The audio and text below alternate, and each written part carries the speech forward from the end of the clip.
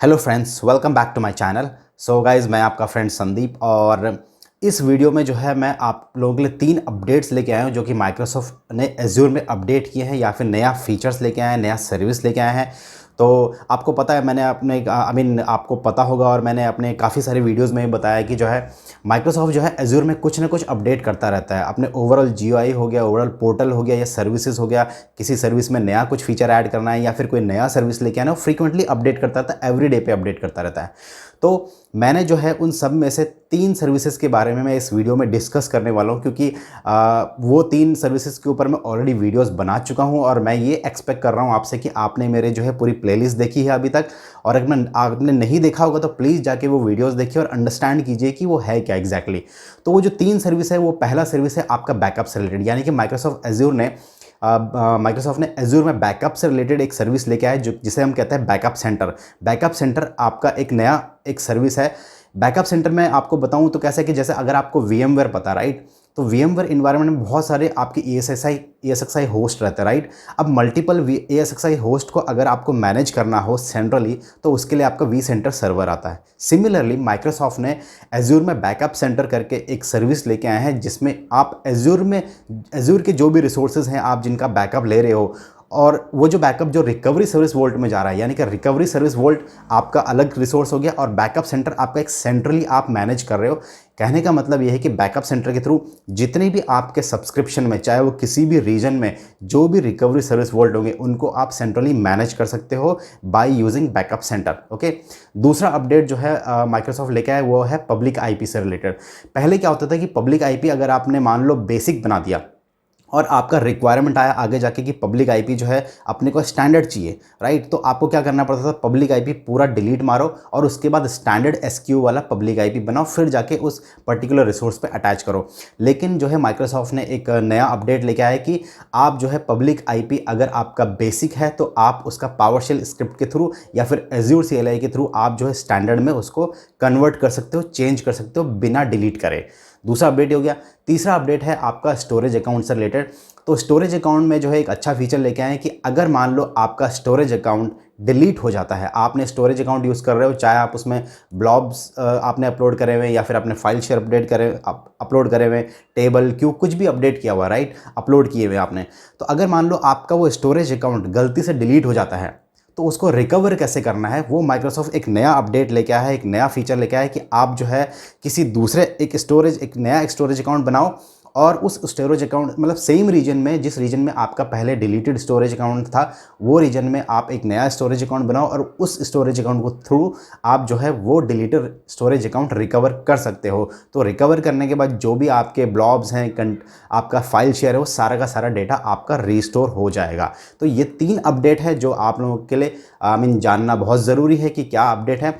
तो चलिए गाइज, अब मैं आपको डायरेक्टली अपने लैपटॉप की स्क्रीन पे लेके जाता हूँ और आपको ये तीनों का डेमो दिखाता हूँ कि कैसे इनको यूज़ करते हैं। ओके, सो फ्रेंड्स, जो है अब इसका डेमो करते हैं। जो मैंने आपको 3 सर्विसेज के बारे में बताया, उसका मैं आपको डेमो बताऊंगा। तो पहला मैंने आपको बैकअप सेंटर के बारे में बताया, दूसरा रिकवर डिलीटेड स्टोरेज अकाउंट और तीसरा अपग्रेड पब्लिक आईपी SQ का। तो गाइज, अगर आपको ये वीडियो समझना है, तीनों सर्विसेज के बारे में समझना है कैसे यूज़ होती है, तो पूरा वीडियो देखेगा, एंड तक जो है पूरा वीडियो देखना जरूर, ताकि आपको अच्छे से समझ में आ जाए। ओके, तो चलिए मैं आप चलता हूँ। सबसे पहले मैं आपको बैकअप सेंटर के बारे में बता देता हूँ, इसका एक ओवरव्यू देता हूँ। मैं पोर्टल में जाता हूँ और आप यहाँ पर आप सर्च करेंगे बैकअप सेंटर करके। तो ये एक नया अपडेट लेके आए हैं और पहले आपको बैकअप सेंटर नहीं दिखता था, तो यहाँ पर अब आप बैकअप सेंटर के थ्रू आप सेंट्रली जो है जितनी भी आपके सब्सक्रिप्शन में रिकवरी सर्विस वोल्ट्स होंगे, वो सारे के सारे आप यहाँ से मैनेज कर सकते हो। तो गाइज, अभी कैसा है, ये मेरा जो लैब है, इसमें जो है कोई रिकवरी सर्विस वॉल्ट नहीं है, यानी कि किसी भी उसमें जो है रिकवरी सर्विस वॉल्ट में मैं कोई बैकअप नहीं ले रहा हूँ। बट अगर मैं कोई रिकवरी किसी वर्चुअल मशीन को या कोई भी एक बैकअप में रिकवरी सर्विस वॉल्ट में लूंगा, तो मैं जो है यहाँ से सेंट्रली मैनेज कर सकता हूँ। तो आप देख रहे होंगे जैसे कि यहाँ पर जो है ओवरव्यू में आपको जो है जॉब्स दिखा रहा है, लास्ट 24 आवर्स का ऑपरेशन दिखा रहा है कि शेड्यूल बैकअप कितने हैं, ऑन डिमांड बैकअप कितना और रिस्टोर कितने हुए हैं, उसमें से फेल्ड कितना है, इन प्रोग्रेस कितने हैं, यानी कि बैकअप इन प्रोग्रेस में कितने वीएम्स पे चल रहा है या वीएम्स पे चल रहा है और कंप्लीटेड कितने हो चुके हैं। यहाँ से आप व्यू ऑल पे भी क्लिक कर सकते हो। ओके, और यहाँ पर जो है आप सब्सक्रिप्शन भी चूज कर सकते हो, जो सब्सक्रिप्शन का आप देखना चाहते हो वहां पर वो चूज कर सकते हो। देखो गाइस, रिकवरी सर्विस वॉल्ट जो है आप रीजन स्पेसिफिक ही बना सकते हो, लेकिन अगर आपको मल्टीपल डिफरेंट रीजन में अगर आपके रिकवरी सर्विस वॉल्ट्स हैं अक्रॉस द सब्सक्रिप्शन, तो आप जो है बैकअप सेंटर यूज करके आप एक चेक कर सकते हो। यानी कि बैकअप सेंटर क्या, एक सेंट्रलाइज सॉल्यूशन है आपके और सब्सक्रिप्शन में मल्टीपल रिकवरी सर्विस वॉल्ट्स को मैनेज करने के लिए। जैसे कि आप ऑन प्रेमिसेस इन्वायरमेंट में आपके मल्टीपल ESXi होस्ट जो रहते हैं VMware environment, multiple ESXi host को सेंट्रली अगर आप मैनेज करने के लिए आप क्या करते हो, vCenter सर्वर यूज करते हो। सेम वैसे ही यहाँ पर मल्टीपल रिकवरी सर्विस वॉल्ट को यूज करने के लिए आप जो है यहाँ पर आपको बैकअप सेंटर का ऑप्शन दिया है मैनेज करने के लिए। ओके, फिर आपका यहाँ पर आता है बैकअप इंस्टेंसेस आता है कि कौन से उसका नाम क्या है, डेटा सोर्स सब्सक्रिप्शन कौन से सब्सक्रिप्शन में वो रिसोर्स है, डेटा सोर्स रिसोर्स ग्रुप कहाँ पर है, डेटा सोर्स लोकेशन कहाँ पर है, लास्ट रिकवरी पॉइंट क्या है, और वो जो रिसोर्स जिसका आप बैकअप ले रहे हो वो कौन से वोल्ट में कॉन्फ़िगर्ड है और इसका प्रोटेक्शन स्टेटस क्या है। तो अभी मेरे इन्वायरमेंट में क्या है कि मेरे पास कुछ है नहीं। आप अगर आप प्रोडक्शन इन्वायरमेंट में काम करते हो, अपने ऑफिस में काम करते हो, तो आप ये बैकअप सेंटर का ऑप्शन जरूर यूज करके देखना, चेक करके देखना कि आपको यहाँ पर डेटा दिखता है कि नहीं दिखता, क्योंकि प्रोडक्शन इन्वायरमेंट में ऑब्वियसली बैकअप सेंटर मतलब वहां पर आपके बैकअप्स तो कॉन्फ़िगर्ड होंगे ही होंगे। अदरवाइज आप अपने टेस्ट लैब में भी एक दो वीएम्स पे बैकअप कॉन्फ़िगर करके यहाँ पर चेक कर सकते हो। ओके, फिर आप यहीं से जो है बैकअप पॉलिसीज भी डिफाइन कर सकते हो। यहाँ पर ऐड का ऑप्शन आ रहा है, पॉलिसीज ऐड कर सकते हो। और बैकअप इंस्टेंसेस में देखो यहाँ पर बैकअप और रिस्टोर का भी ऑप्शन दे रहा है, यानी कि इंडिविजुअल रिकवरी सर्विस वॉल्ट पे जाने से बेटर है कि आप यहाँ से भी बैकअप ले सकते हो, यहाँ से भी आप रिस्टोर कर सकते हो। फिर आपका मॉनिटरिंग एंड रिपोर्टिंग का ऑप्शन है यहाँ पर, जहाँ पर बैकअप जॉब्स दिखाता है यहाँ पर कि किस पे बैकअप जॉब चल रहा है। ये देखो स्टेटस कौन से वोल्ट पे चल रहा है, स्टार्ट टाइम क्या और ड्यूरेशन कितना हुआ है, ऑपरेशन में क्या चल रहा है। बैकअप रिपोर्ट्स आप जो है यहाँ से जनरेट कर सकते हो रिपोर्टिंग के पॉइंट ऑफ व्यू से। फिर पॉलिसी एंड कंप्लायंसेस में आता है, जहाँ पर आप बैकअप कंप्लायंस आप जो है सेट कर सकते हो, एज्योर पॉलिसीज लगा सकते हो बैकअप के लिए, और प्रोटेक्टेबल डेटा सोर्सेज आप डिफाइन कर सकते हो, यहाँ पर चेक कर सकते हो। तो ये जो है आपका बैकअप सेंटर है, बहुत छोटा सा पार्ट है, बट कहने का मतलब ये है कि बैकअप सेंटर आपका सेंट्रल सॉल्यूशन है मल्टीपल रिकवरी सर्विस वॉल्ट को मैनेज करने के लिए। और आप इंडिविजुअल रिकवरी सर्विस वॉल्ट पे कर सकते हो, बैकअप रिस्टोर या पॉलिसी डिफाइन करना या वॉल्ट क्रिएट करना, वो आप यहाँ से भी कर सकते हो। ओके, तो ये था बैकअप सेंटर के बारे में। अब अपने दूसरे टॉपिक पे चलते हैं, रिकवर डिलीटेड स्टोरेज अकाउंट। तो गाइज मैंने इसके लिए क्या किया है कि एक स्टोरेज अकाउंट पहले से बनाया था और मैंने उस स्टोरेज अकाउंट को मैंने डिलीट कर दिया है। तो मैं आपको बताता हूँ इससे पहले क्या है कि ये स्टोरेज अकाउंट मैंने बनाया था, इसमें मैंने एक ब्लॉब में एक कंटेनर बनाया था और फाइल शेयर में एक फाइल शेयर बनाया था, और उनके अंदर मैंने कुछ एक फाइल अपलोड करी थी, और उसके बाद मैं ये स्टोरेज अकाउंट मैंने डिलीट कर दिया। अब स्टोरेज अकाउंट जो रिकवर करना है, डिलीटेड स्टोरेज अकाउंट को रिकवर करने का कुछ कंडीशन है, वो मैं आपको माइक्रोसॉफ्ट के डॉक्यूमेंट में दिखाता हूँ। तो ये बोलता है रिकवर डिलीट स्टोरेज अकाउंट ऐसा ऐसा है। इसके कंडीशंस क्या है कि एक, कि अगर आपका स्टोरेज अकाउंट जो है पिछले 14 डेज में डिलीट हुआ हो, यानी कि लास्ट 14 डेज में अगर आपका कोई स्टोरेज अकाउंट डिलीट हुआ है तो वो रिकवर हो सकता है, उससे पहले का रिकवर नहीं हो सकता।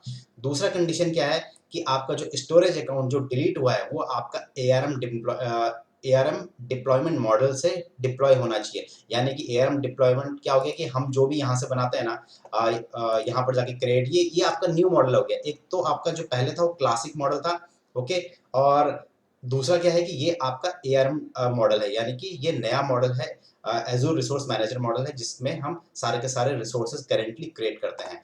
तो यहाँ पर जो है अगर आपका किसी क्लासिक इन्वायरमेंट में ये क्लासिक मॉडल से अगर डिप्लॉय हुआ है तो वो नहीं होगा। ये क्या बोलता है, अगर आपका न्यू ARM मैनेजर यानी कि ARM डिप्लॉयमेंट मॉडल से क्रिएट हुआ है तो वो ही स्टोरेज अकाउंट आपका रिकवर हो सकता है। तीसरा क्या बोलता है कि जो अभी लेट से ये तीसरा वाला ऑप्शन क्या है कि अगर मान लो ये मेरा डिलीट हुआ है, ये मेरा स्टोरेज अकाउंट डिलीट हुआ है, तो मैं अगर यही नाम का दोबारा स्टोरेज अकाउंट बनाऊंगा तो वो भी रिकवर नहीं होगा। तो वो यही बोल रहा है थर्ड लाइन कि a new storage account with the same name has not been created since the original account was deleted. यानी कि जो आपका ओरिजिनल अकाउंट डिलीट हुआ है वही नाम से दोबारा स्टोरेज अकाउंट अगर आपने बनाया है और आप वापस से इसको रिस्टोर करने जा रहे हो तो नहीं होगा। ओके, तो ये 3 कंडीशंस हैं जो आपको ध्यान रखनी है कि स्टोरेज अकाउंट जो है उसको रिकवर करने के लिए ये 3 अगर आपकी कंडीशन मीट होती है तो ही आप इसको रिकवर कर सकते हो। ओके, तो मैं इसका यूआरएल जो है डिस्क्रिप्शन में डाल दूंगा, आप यहाँ से ये डॉक्यूमेंट पढ़ सकते हो। तो चलो अब इसको रिकवर करते हैं। तो जैसे कि मैंने बताया कि मैंने ये स्टोरेज अकाउंट जो है बनाया, इसमें मैंने एक कंटेनर बनाया, उसके अंदर एक फाइल डाली, फिर मैंने एक फाइल शेयर बनाया, उसके अंदर एक फाइल अपलोड करी और मैंने इसको डिलीट कर दिया।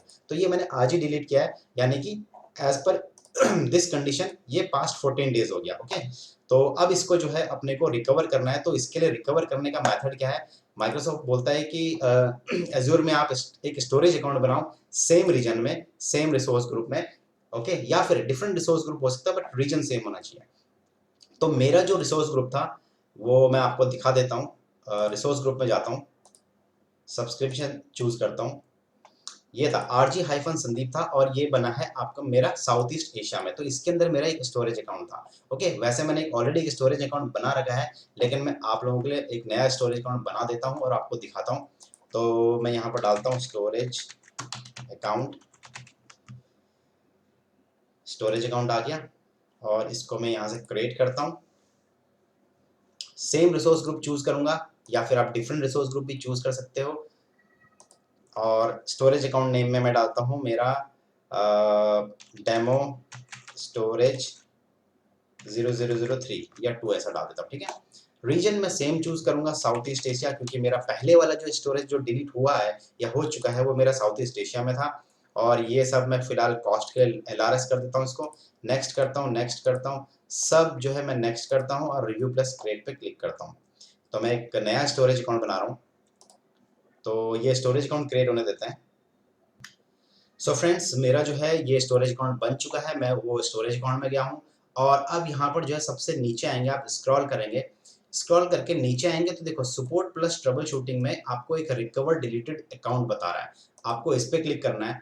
इस पर क्लिक करने के बाद यहाँ पर डिलीटेड स्टोरेज अकाउंट जो कि लास्ट 14 डेज में डिलीट हुआ होगा उसको ड्रॉप डाउन में क्लिक करना है और ये मेरा स्टोरेज अकाउंट आ गया जो मेरा डिलीट हुआ है। आप देख सकते हैं ये स्टोरेज अकाउंट और ये वाला स्टोरेज अकाउंट सेम ही है जो मेरा डिलीट हुआ है। अब मुझे ये स्टोरेज अकाउंट रिकवर करना है, तो मैं वो सेलेक्ट करूंगा और उसको रिकवर पे क्लिक करूंगा। तो ये आपको नोटिफिकेशन में दिखा रहा है रिकवरी इन प्रोसेस। ये टाइम लेगा, थोड़ा सा ज़्यादा टाइम लेगा, क्योंकि एक्चुअली ये रिकवरी जो है डिपेंड करता है कि आपके स्टोरेज अकाउंट में कितना डेटा आपने अपलोड किया हुआ है। तो फिलहाल मेरी इस स्टोरेज अकाउंट में मैंने एक एक फाइल डाली हुई थी, एक कंटेनर के अंदर और एक फाइल शेयर के अंदर, तो ये जल्दी ही रिस्टोर हो जाना चाहिए। सो फ्रेंड्स, आप यहाँ पर नोटिफिकेशन में देख रहे हैं कि रिकवरी सक्सेसफुल हो गया है, ये बोलता है कि ये स्टोरेज अकाउंट मेरा सक्सेसफुली रिस्टोर हो गया है। तो अब मैं एक काम करता हूँ, वापस से अपने स्टोरेज अकाउंट में जाता हूँ और इसको रिफ्रेश मारता हूँ। ये थोड़ा सा ओके, ये देखो मैंने रिफ्रेश मारा तो ये मेरा आ गया। मैं ये वाला स्टोरेज अकाउंट था मेरा जो मैंने रिस्टोर किया है, इसको ओपन करता हूँ और यहाँ पर कंटेनर्स में जाता हूँ तो देखो मेरा जो भी मैंने कंटेनर्स के अंदर फाइल अपलोड करी हुई थी वो आ गई, मेरा कंटेनर भी आ गया और मेरा मैंने फाइल शेयर एक बनाया हुआ था पहले, तो ये देखो एक फाइल शेयर भी आ गया और उसके अंदर जो फाइल थी वो भी आ गई है मेरी। तो गाइज ये बहुत ही अच्छा फीचर है जो पहले नहीं था, अब ये नया फीचर इन लोगों ने ऐड किया है इसमें रिकवर डिलीटेड अकाउंट का। तो इसका मेथड यही है कि अगर आपका कोई स्टोरेज अकाउंट उस रीजन में किसी पर्टिकुलर रीजन में डिलीट हो गया है तो आप उसी रीजन में एक नया स्टोरेज अकाउंट बनाओ और उसके थ्रू आप वो डिलीटेड स्टोरेज अकाउंट आप अपना रिस्टोर कर सकते हैं। ओके, तो अब चलते हैं अपने तीसरे वाले ऑप्शन पे। तीसरा वाला जो अपडेट था, अपग्रेड पब्लिक IP SKU, यानी कि जैसे कि मैंने बताया कि पहले क्या था कि पब्लिक IP अगर आपने गलती से बेसिक बना दिया या फिर मान लो पहले आप बेसिक यूज कर रहे थे, आगे जाके जो है आपको जो है रिक्वायरमेंट आया कि भाई ये एप्लीकेशन के लिए जो है स्टैंडर्ड IP चाहिए। अब क्या होता था पहले कि हम चेंज तो कर नहीं सकते थे, तो उस सिनेरियो में हम क्या करते थे कि वो पब्लिक IP डिलीट करके नया एक पब्लिक IP बनाते थे स्टैंडर्ड में, स्टैंडर्ड SKU में, तब हम उसको अटैच करते थे। लेकिन अभी इसमें माइक्रोसॉफ्ट ने इम्प्रूवमेंट किया है कि आप जो है बेसिक SKU जो रहेगा पब्लिक IP का उसको कन्वर्ट कर सकते हो स्टैंडर्ड में बाय यूजिंग पावरशेल या फिर एज्योर CLI। तो मैं इसका डॉक्यूमेंटेशन में जाता हूँ यहाँ पर, ये मेरा ये इसका डॉक्यूमेंटेशन है, तो मैं इसका लिंक भी आपको डिस्क्रिप्शन में दे दूंगा, आप इसको पढ़ सकते हो। ओके, तो यहाँ पर जाएंगे आप सीधा, तो दो ऑप्शन देता है कि बेसिक टू स्टैंडर्ड में पावरशेल का कमांड क्या है और basic to standard Azure CLI के कमांड क्या है। तो मैं पावरशेल से ही करता हूँ यहाँ पर। ओके, तो इसके लिए अपने को करना क्या है, अपने सिस्टम पे पावरशेल ISE ओपन करो right click, run as administrator open करूँ तो मैं ये मेरा IIC ओपन हो गया। अब अपने को ऑब्वियसली जैसे कि मैं स्टार्टिंग के वीडियोस में मतलब एकदम स्टार्टिंग की वीडियो में बता चुका हूँ कि अगर आपको पावरशेल के थ्रू एज्योर के रिसोर्सेज मैनेज करना है तो आपको जो है मॉड्यूल डालना पड़ेगा। अगर आपने वो वीडियो नहीं देखा है तो वीडियो आप देखो पहले, तब जाके आप आगे ये कर पाओगे। ओके, तो ऑलरेडी मैंने अपने सिस्टम में एज्योर का मॉड्यूल डाला हुआ है। तो अब मुझे क्या करना है, कनेक्ट करना है एज्योर को पावरशेल के थ्रू। तो मैं यहाँ पर करूँगा कनेक्ट -az अकाउंट और इसको रन पे क्लिक करूंगा। तो मैं क्या कर रहा हूँ, मॉड्यूल मैंने डाला हुआ है एज्योर का, अब मैं ये कमांड रन कर रहा हूँ अपने इसको एज्योर को कनेक्ट करने के लिए। तो मैं यहाँ पर डालता हूँ अपना जो मेरा पोर्टल का आईडी है। ओके, तो इसको कनेक्ट होने देते हैं। तो फ्रेंड्स ये जो है मेरा कनेक्ट हो चुका है। यहाँ पर आपको ये जस्ट वार्निंग है, ये इग्नोर करो आप, बट यहाँ पर अगर इस तरह का मैसेज या इन्फॉर्मेशन आता है तो मतलब आपका कनेक्ट हो गया है। अब मैं क्या करता हूँ, यहाँ पर get-az सब्सक्रिप्शन करता हूँ। मेरे अकाउंट में टेनेंट को कनेक्ट कर चुका हूँ। अब उस टेनेंट में जिस सब्सक्रिप्शन में मेरा पब्लिक IP है, मुझे वो सब्सक्रिप्शन निकालना है। तो मैं get-az सब्सक्रिप्शन करता हूँ। तो ये देखो यहाँ पर मुझे इतने सारे सब्सक्रिप्शंस दिखाने हैं। तो अभी कैसा है कि मैं आपको पहले पोर्टल पे दिखा देता हूँ कि हम कौन से पब्लिक IP का बेसिक जो SQ है उसको स्टैंडर्ड में कन्वर्ट करना है। तो मैंने एक वर्चुअल मशीन बना रखा है डेमो VM करके, और इसका जो पब्लिक IP है अगर मैं इसको ओपन करता हूँ तो यहाँ पर आप देख रहे हैं कि इसका जो है ये बेसिक है। इसका प्रॉपर्टीज में जाता हूँ मैं, तो ये देखो ये बेसिक इसका जो है SQ है। तो अब यहाँ से तो आपको कोई ऑप्शन दिखा नहीं रहा है स्टैंडर्ड में डालने के लिए। तो और ओवरव्यू में आप देख सकते हैं यहाँ पर आपको SQ बेसिक आ रहा है। तो अब अपने को जो है स्टैंडर्ड में कन्वर्ट करना है, तो कैसे करना है, तो उसके लिए जो है मैं पावरशेल में जाता हूँ। अब मैं ये चेक करता हूँ सबसे पहले कि मेरा ये जो पब्लिक IP है कौन से सब्सक्रिप्शन में है। तो मेरा जो है ये है सब्सक्रिप्शन नेम Tascal-VSES और उसका ID ये है। तो मैं यहाँ से भी कॉपी कर सकता हूँ, अदरवाइज यहाँ से भी आप कॉपी कर सकते हो। तो दोनों में से कहीं से भी मैं इसका ID कॉपी कर लेता हूँ। कॉपी कर लिया और अब मैं यहाँ पर क्या करता हूँ, select-az सब्सक्रिप्शन स्पेस हाइफन और यहाँ पर सब्सक्रिप्शन डालूंगा स्पेस, और उसके बाद मैं वो सब्सक्रिप्शन ID पेस्ट कर दूंगा और इसको रन करूंगा। अब क्या है कि मैं इस सब्सक्रिप्शन के अंदर घुस चुका हूँ, यानी कि कनेक्ट-az अकाउंट से मैं एज्योर में कनेक्ट किया मैंने, और get-az से मैंने जिस टेनेंट में हूँ उसके सारे सब्सक्रिप्शंस मिले, और select-az सब्सक्रिप्शन से मैंने वो पर्टिकुलर सब्सक्रिप्शन सेलेक्ट किया जिसके अंदर मेरा पब्लिक IP होस्ट है और जहाँ पर मुझे बेसिक से स्टैंडर्ड में कन्वर्ट करना है। ओके, अब मैं पोर्टल के हिसाब से जाता हूँ, आई मीन डॉक्यूमेंटेशन के हिसाब से जाता हूँ। तो वो यहाँ पर उसने एग्जाम्पल दिया हुआ है, तो मैं इसको कॉपी करता हूँ इस एग्जाम्पल को, और अपने पावरशेल में इसको मैं फिलहाल डिलीट मार देता हूँ, यहाँ पर पेस्ट कर देता हूँ और इसको क्लियर कर देता हूँ नीचे। ओके, अब ये क्या बोलता है कि ये रिसोर्स ग्रुप हमने एक वेरिएबल में डाल दिया और इसको जो है अपने को यहाँ पर चेंज करना पड़ेगा। तो कौन से रिसोर्स ग्रुप में मेरा पब्लिक IP, ये वाला RG-संदीप में। तो मैं यहाँ पर जो है थोड़ा सा मैं जूम करके देखता हूँ, अगर आपको छोटा दिख रहा होगा तो ये हो गया। यहाँ पर जो है मैंने एक वेरिएबल के अंदर अपना रिसोर्स ग्रुप डाल दिया। मेरा पब्लिक IP का नाम भी मैं एक वेरिएबल में दे रहा हूँ। तो मैं मेरा पब्लिक IP का नाम क्या है, डेमो-पब्लिक IP। इसको मैं कॉपी करूँगा और यहाँ पर जो है चेंज कर देता हूँ। उसके बाद न्यू SQ, ये मैंने एक वेरिएबल बना रखा है न्यू SQ, और इसका SQ क्या होना चाहिए मेरा नया, स्टैंडर्ड, क्योंकि अभी जो है बेसिक है। तो नया जो SQ चाहिए वो मुझे स्टैंडर्ड चाहिए। ओके, और उसके बाद एक $pub IP करके मैंने एक वेरिएबल में डाला हुआ ये वाली कमांड। तो अब मैं क्या करता हूँ, इसको पहले रन कर देता हूँ। ये मैंने रन कर दिया, ये मेरे नीचे आउटपुट आ रहा है पावरशेल में। ओके, अगर कोई एरर नहीं आ रहा है तो मतलब आपका कमांड परफेक्ट है। उसके बाद जो है यहाँ पर मुझे स्टैटिक कर रहा हूँ मैं यहाँ पर, यानी कि मैं यहाँ पर क्या कर रहा हूँ, पब्लिक IP एड्रेस का डिटेल निकाल रहा हूँ और डिटेल निकाल के वो इस वेरिएबल में जा रहा है। अगर मैं ये वेरिएबल रन करके देखता हूँ ना, तो ये देखो ये मेरा पब्लिक IP का सारा डिटेल आ रहा है। यहाँ पर आपका एलोकेशन मेथड देखो, यहाँ पर क्या आ रहा है, डायनेमिक आ रहा है। अगर मैं पोर्टल में देखूंगा कॉन्फ़िगरेशन में जाके, तो यहाँ पर डायनेमिक है। ओके, और सारे का सारा पब्लिक IP का डिटेल आ रहा है।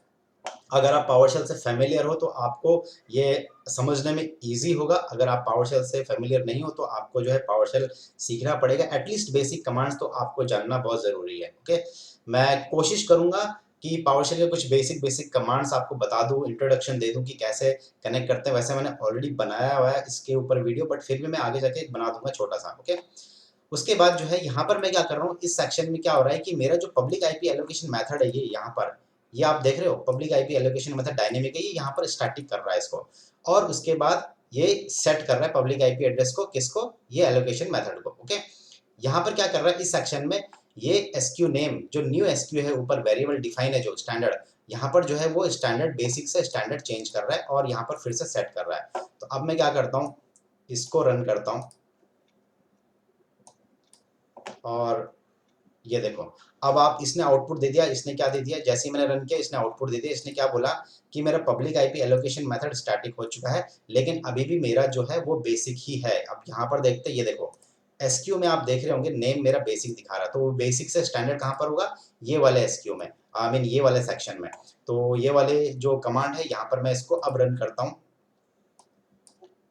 तो अब आप देखेंगे यहाँ पर जो आउटपुट आएगा, यहाँ पर स्टैटिक भी हो गया है और मेरा जो एसक्यू है वो यहाँ से नेम से, मतलब नेम में जो है बेसिक से स्टैंडर्ड हो गया है। अब मैं पोर्टल में जाके जो है इसको थोड़ा रिफ्रेश करता हूँ, इसको मैं पोर्टल को एक बार रिफ्रेश कर लेता हूँ ताकि पोर्टल में भी रिफ्लेक्ट हो जाए वो, और अपने पब्लिक आईपी में जाता हूँ मैं, और यहाँ पर देखो असाइनमेंट में स्टैटिक आ गया। मैं ओवरव्यू में जाता हूँ, यहाँ पर स्टैंडर्ड आ गया एसक्यू, और कॉन्फ़िगरेशन में जाता हूँ तो असाइनमेंट में जो डायनेमिक था वो स्टैटिक में चेंज हो गया। यानी कि अब मुझे जो है ये पब्लिक आईपी डिलीट करने की ज़रूरत नहीं पड़ी, मैंने डायरेक्टली पावरशेल से इसको डायनेमिक को स्टैटिक कर दिया, और जो इसका एसक्यू था बेसिक, वो बेसिक से स्टैंडर्ड हो चुका है मेरा। तो गाइज ये था, जीयूआई के थ्रू, पोर्टल के थ्रू ऑप्शन नहीं है, आपको पावरशेल के थ्रू ही अपडेट करना पड़ेगा, और ये जो है आप इजीली अपने एनवायरनमेंट में कर सकते हो। तो आपके पास ये एक अच्छा सॉल्यूशन हो गया कि अगर आपके एनवायरनमेंट में कई बार ऐसा रिक्वायरमेंट आता है कि भाई स्टैंडर्ड करना है अपने को, तो पहले डिलीट करना पड़ता था, अब डिलीट करने की ज़रूरत नहीं है। अब आपको आपको सिर्फ कुछ नहीं करना, वो जो माइक्रोसॉफ्ट का जो डॉक्यूमेंटेशन है वहाँ से वो स्क्रिप्ट उठानी है, और जो है सिर्फ आपको ये जो 3 वेरिएबल्स हैं, ये 3 वेरिएबल ही आपको अपडेट करने हैं, बाकी कुछ अपडेट करने की ज़रूरत नहीं है। पूरी स्क्रिप्ट आप पूरी रन भी कर सकते हो। ओके, तो गाइज ये था पब्लिक आईपी का जो एसक्यू था, बेसिक से स्टैंडर्ड कैसे चेंज करना है, वो मैंने आपको लाइव डेमो दिखा दिया है। अब इसमें आपके मन में क्वेश्चन आ रहा होगा कि भाई स्टैंडर्ड हो गया, स्टैंडर्ड से वापस बेसिक में हो सकता है क्या चेंज? तो गाइज स्टैंडर्ड अगर आपने कर दिया है या फिर स्टैंडर्ड नया पब्लिक आईपी बनाया, वो वापस बेसिक में नहीं हो सकता है, किसी भी मेथड से नहीं हो सकता है, चाहे वो पावरशेल हो, सीएलआई हो या फिर पोर्टल हो, नहीं हो सकता है। दूसरा इसका कंडीशन क्या है कि आपका, अगर आपने पब्लिक आईपी एक बार स्टैटिक कर दिया तो वापस डायनेमिक में चेंज नहीं हो सकता है, किसी भी तरीके से नहीं। सिर्फ और सिर्फ आपका पब्लिक आईपी जो एसक्यू बेसिक है, बेसिक एसक्यू से स्टैंडर्ड एसक्यू में चेंज हो सकता है, या फिर आपका जो एलोकेशन मेथड है डायनेमिक, डायनेमिक से स्टैटिक हो सकता है। तो डायनेमिक से स्टैटिक तो आपका जो है पोर्टल के थ्रू भी हो सकता है, यहाँ पर कॉन्फ़िगरेशन में हो सकता है, लेकिन जो मेन है पॉइंट एसक्यू का, वो बेसिक से स्टैंडर्ड आपका पावरशेल स्क्रिप्ट से ही हो सकता है, जैसे कि यहाँ पर है। तो गाइज मैं स्क्रिप्ट तो नहीं डालूंगा क्योंकि मैंने आपके सामने ही जो है माइक्रोसॉफ्ट के डॉक्यूमेंटेशन से ही उठाया। तो मैं पब्लिक आईपी का ये जो यूआरएल है ये, और जो स्टोरेज अकाउंट का है ये, मैं दोनों यूआरएल्स आपको इस वीडियो के डिस्क्रिप्शन में डाल दूंगा, आप वहां से लेके लैब में प्रैक्टिस कर सकते हो। तो गाइज ये था 3 अपडेट्स के बारे में जो मैंने आपको देना जरूरी समझा। आई होप कि आपको ये वीडियो अच्छा लगा होगा, और ये वीडियो थोड़ा लेंथी हो गया, बट प्लीज़ वीडियो को पूरा ज़रूर देखना, स्टार्टिंग से एंड तक। नहीं समझ में आया तो दोबारा से देखना। तो गाइज़ ये वीडियो अगर अच्छा लगा होगा तो वीडियो को लाइक करना, शेयर करना और चैनल को सब्सक्राइब करना। तो इस वीडियो में इतना ही, मिलते हैं अगले वीडियो में एक नए टॉपिक के साथ। So guys thanks for watching this video.